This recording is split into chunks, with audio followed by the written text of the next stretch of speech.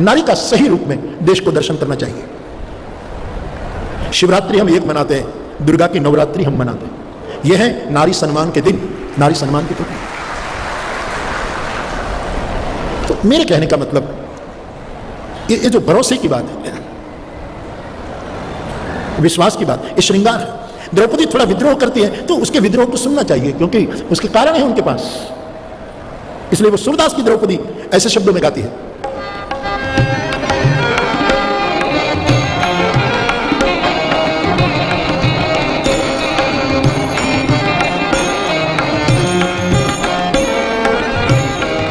मुरारी मेरो बिगड़े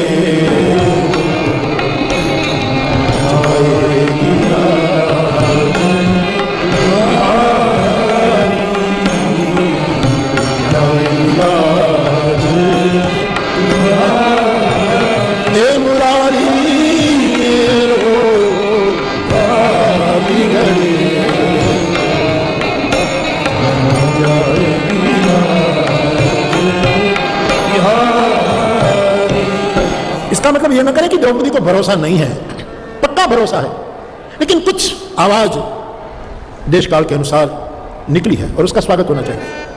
हे कृष्ण, मेरा क्या बिगड़ेगा, हम तो नंगे आए थे नंगे चले जाएंगे, लेकिन इज्जत यशोदानंदन तेरी हो रहेगी कि नहीं, ये तुम्हें सोचना। ये जो ललकार है, लेकिन मुझे कहने दो, भीतर पूरा भरोसा है। इस समाज ने कुछ ऐसे पहलुओं को छुआ था, इसका जवाब कृष्णा को देना था। इसलिए वो इस बार बहुत बोली है द्रौपदी। कवियों ने बहुत बुलवाया है द्रौपदी के पास, लेखकों ने, उपन्यासकारों ने बहुत कृष्णा से मुख से बुलवाया। वर्तमान काल में महाभारत के पात्रों पर लिखी गई उपन्यास से एक नया महाभारत मिल रहा है समाज को, एक एक पात्र पर। हमारे गुजरात के, सौराष्ट्र के कवि भगत बापू कविकाग, वो भी द्रौपदी के मुख से बुलवाते हैं। अमे पांचाली तू ब्रजवासी, अपना बेनी जुदी जुदी जातो, जादव राय आपने शेनो नातो। मैं पांचाली, तू ब्रजवासी, अपनी जात जुदी है हमारी, तारे मारे नातो। पण विद्रोह में बोली है काग की द्रौपदी, सगी बहन तारी सुभद्रानो, वाण जो थात वांको। तुम्हारी बहन सुभद्रा का बाल बांका होता तो कानूड़ा मर्यादा छोड़ी, तू कालो बनी ने था तो रातो। तेरा श्याम वर्ण बदल जाता और क्रोध में तू लाल हो जाता।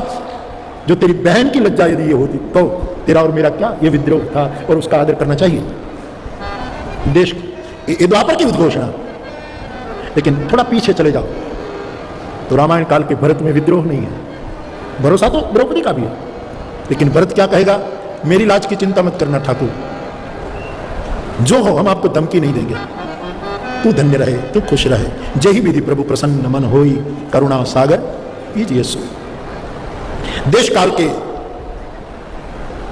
देख करके ऋषियों ने आवाज पात्रों को दी है, ऋषियों ने इन पात्रों को बुलवाया है कि देश को इस आवाज की जरूरत है, इस टोन की जरूरत है।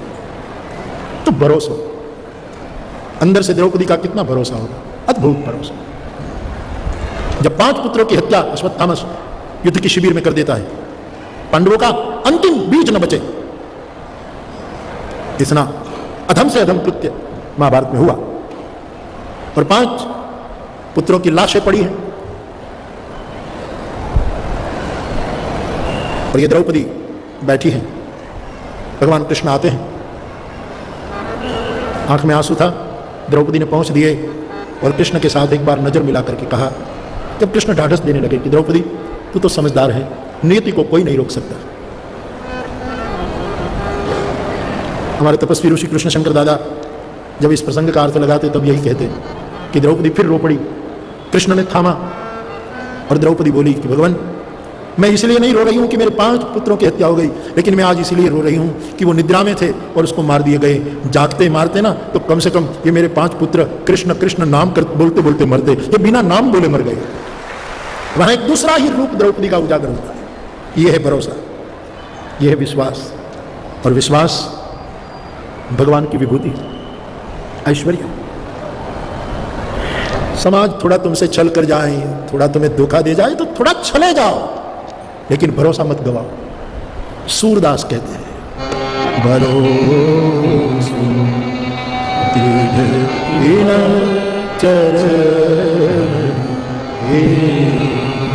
श्री वल्लभ नख चंद्र छटा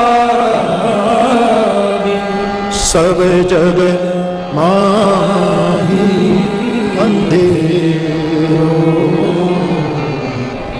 भरोसे दृढ़ इन